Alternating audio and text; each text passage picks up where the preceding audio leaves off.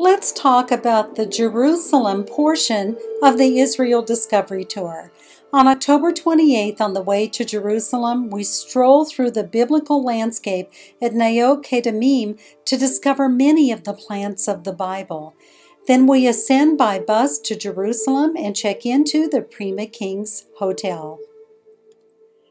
After dinner at the Prima Kings Hotel, we visit the Western Wall for prayer. We stop by the Golden Menorah, which literally gleams at night, for a teaching on the Temple Menorah. On October 29th, we wake up in Jerusalem and head to the City of David to discover the ruins of King David's palace.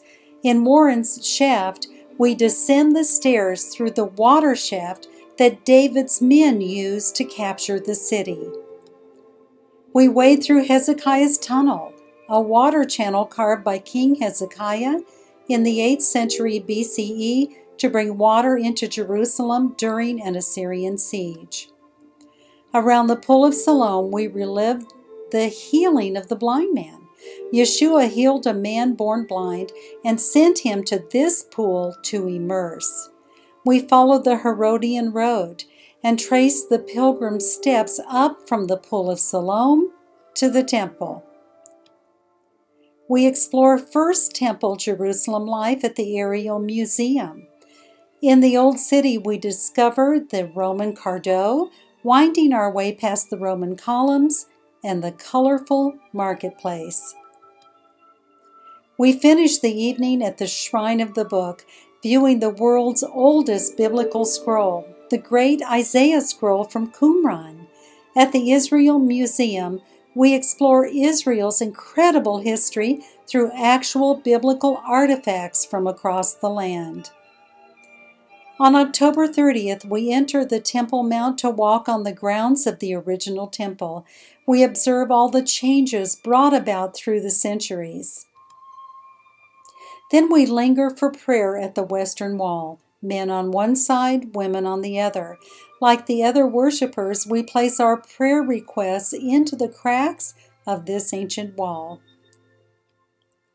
We walk a first-century street in the Ophel, past the alcoves where the money changers conducted business. Descending into a first-century mikveh, we experience the site of ritual purification. Ascending the southern steps, we walk where Yeshua walked to enter the temple. We visit the Temple Institute to study Third Temple musical instruments, furniture, vessels, and priestly garments. After dinner, we go underground to the Western Wall tunnels, where we will touch the stones in Herod's monumental retaining wall around the Temple Mount.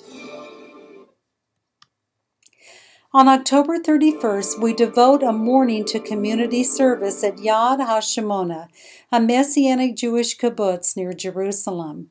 At Abu Ghosh, we go Dutch treat at an unforgettable Lebanese cafe.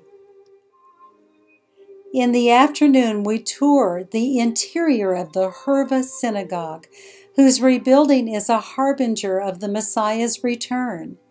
This is the third time the Herva has been built on this location. According to the story, after the third building of the Herva, the Messiah will come.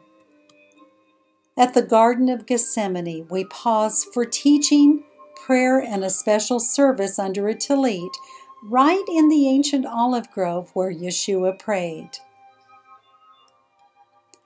Then we behold a panorama of the Old City from the Mount of Olives and consider the location of Yeshua's death, burial, resurrection, and ascension.